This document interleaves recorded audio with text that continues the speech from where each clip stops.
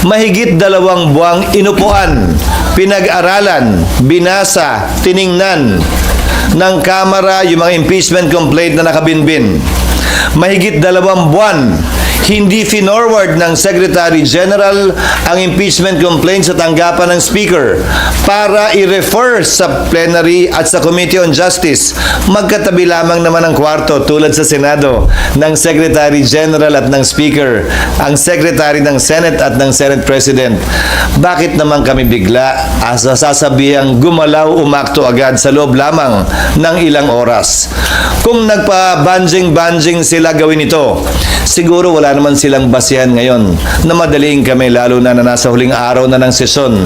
Yan pinadala sa amin halos mag-aalas 5 pa ng hapon.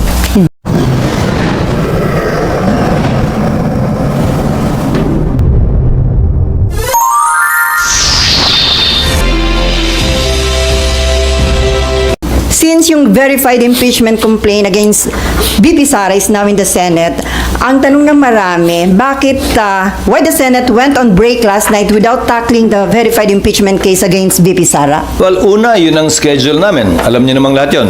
Na huling araw namin kahapon, magbe-break talaga kami at magre-resume matapos ang halalan sa June 2. Walang rason para magbago o baguhin yun kahapon.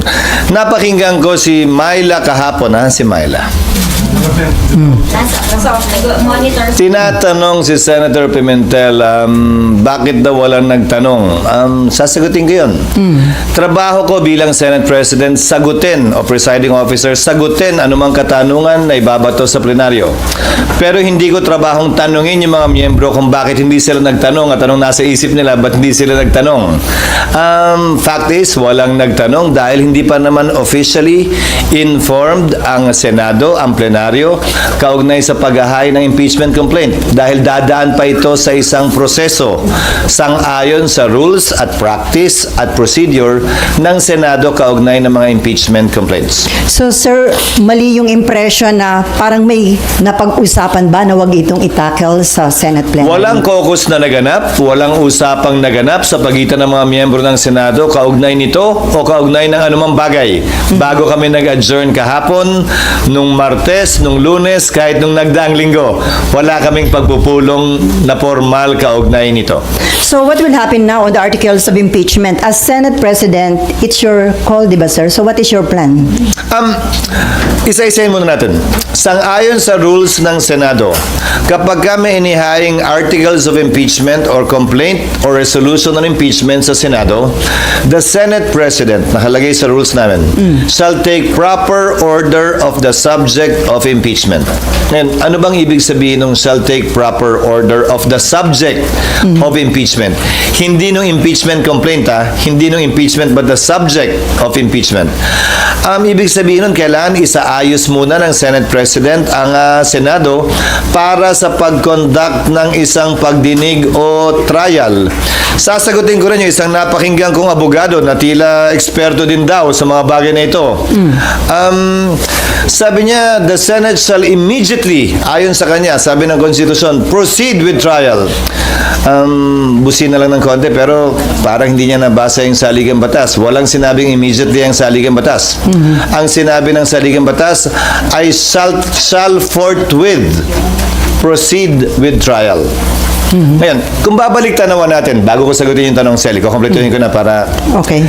Kung babalik tanawan natin, may inihain na impeachment complaint noong 2011 laban kay Ombudsman Mercy Gutierrez. Inihain nyo ng March 23. Nag-adjourn ang Senado ng March 26. Walang ginawa ang Senado noon. Nagsimula ang trial May 19. Mahigit kulang-kulang isang buwan ang lumipas dahil magre-recess din sila noong mga panahong yon. Kung maalala nyo ang impeachment ni dating Chief Justice Corona, ng yumaong dating Chief Justice na si Corona, final ang impeachment complaint ng December 13, nag-trial po sila January 19. So kung susuriin nyo, base sa President yung salitang forthwith, hindi naman po ibig sabihin nun kinaumagahan, agad-agad, dali-dali. Mahigit 2 buwang inupuan, pinag-aralan, binasa, tiningnan ng Kamara yung mga impeachment complaint na nakabinbin.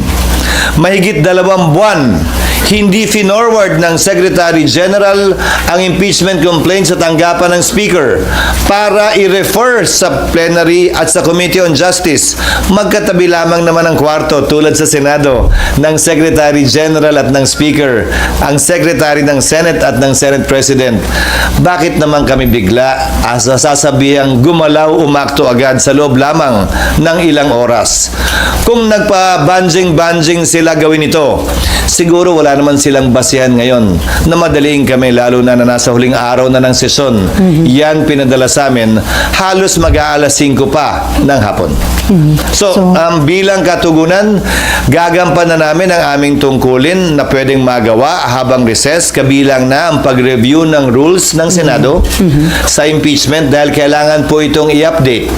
Halimbawa, yung pagkakaroon at requirement ng judicial affidavits, yung pagkakaroon ng provision at procedure para mag-hearing sa harap ng commissioner, yung pagkakaroon ng matatag at malakas na pre-trial procedure para swabe na at hindi na komplikado at magulo yung trial proper.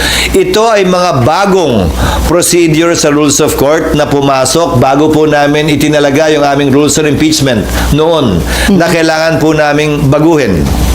Pangalawa, kailangan pa rin pag-aralan siyempre ng Secretary General ng Senado, ng Secretariat ng Senado, yung impeachment complaint mismo.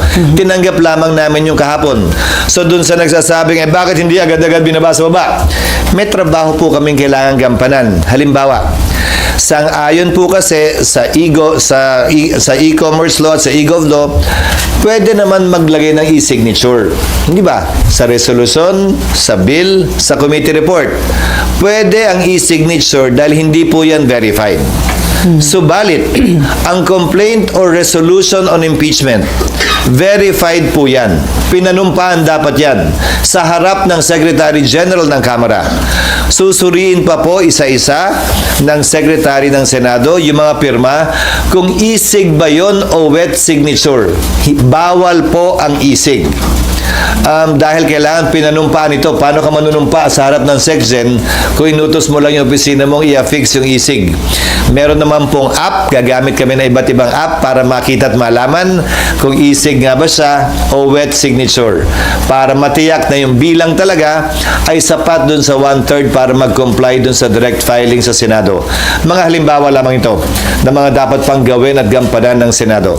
At bilang panghuling sagot, para mag-convene ang impeachment court, kailangan may sesyon ang Senado. Okay. Para manumpa ang impeachment judges, kailangan may sesyon ang Senado. Bagaman ang trial pwede mag-proceed kahit na recess, tulad ng nangyari kay dati at yumaong Chief Justice Corona. Dapat ito'y masimulan, makonvene at mapanumpa ang mga judges kapag may sesyon. So kung may mangyayari mang aksyon o kaganapan kaugnay nito, yan ay mangyayari sa June 2, pag-resume ng Senado matapos ang eleksyon at pasyayan ng mayoriya ng Senado kung aamyendahan ba yung rules, anong ilalagay sa rules, i-authorize ba tulad ng nasa rules of court ngayon na suppletorily applicable na pwedeng mag-hearing habang recess dahil may 12 senador pa namang maiiwan.